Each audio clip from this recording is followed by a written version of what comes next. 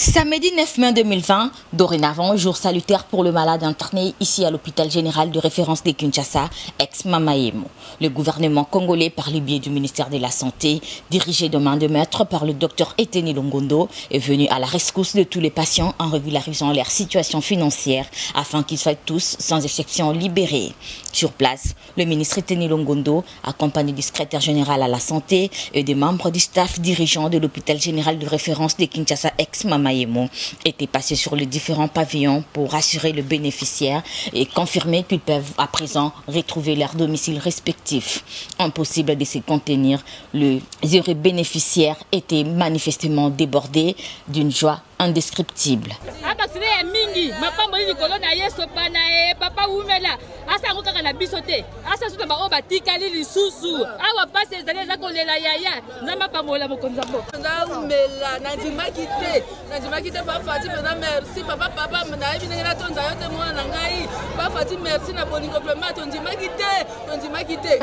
Merci na gouvernement na biso congolais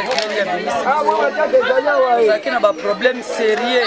Bongo 3 millions et quelques pour la mort na césarienne. Mais président Fati a dit premier ministre de la santé Eteni Longondo abimisi biso vraiment apesi petopesi longo nya mingi na musala na ye. Musala ne kende liboso nzamba pambola ye. Eza pona nzamba sungi président Fati abimisi biso on to futa ba 2 millions ba 3 millions tozala ba mbongo te.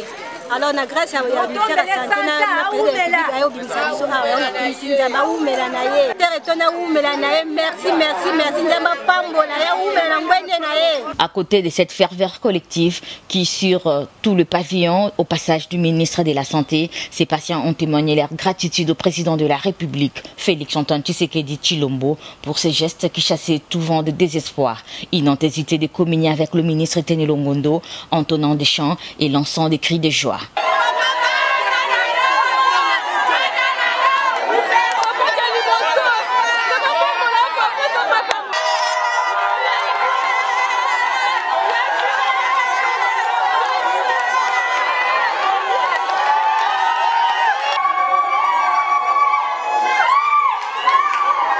Toutes les factures étant payées, certains patients ont sur les champs plié bagages pour regagner leur famille, surexcités par cet acte salvateur.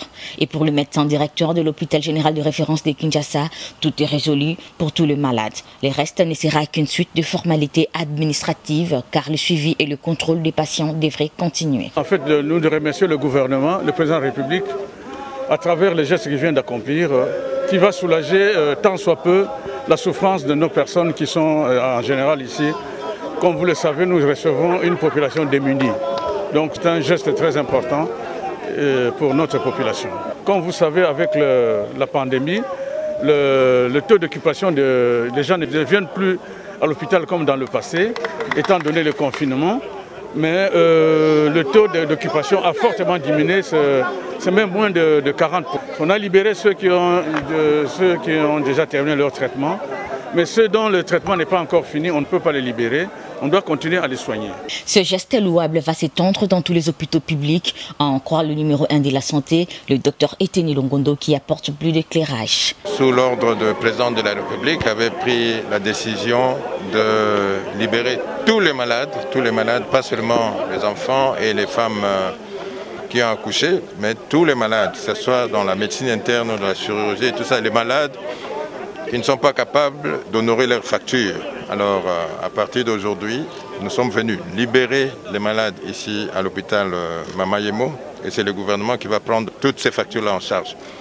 Donc, j'ai visité le service de gynécologie et le service de pédiatrie, mais pour le libérer, mais cette activité s'applique aussi à d'autres services, c'est-à-dire la médecine interne et d'autres services à l'hôpital. Donc, tous les malades qui sont ici à cause de non-paiement de factures sont libérés et ils peuvent déjà aller chez eux et le gouvernement va prendre ces factures en charge. C'est une visite symbolique, mais c'est pour tous les hôpitaux de la ville et même du pays.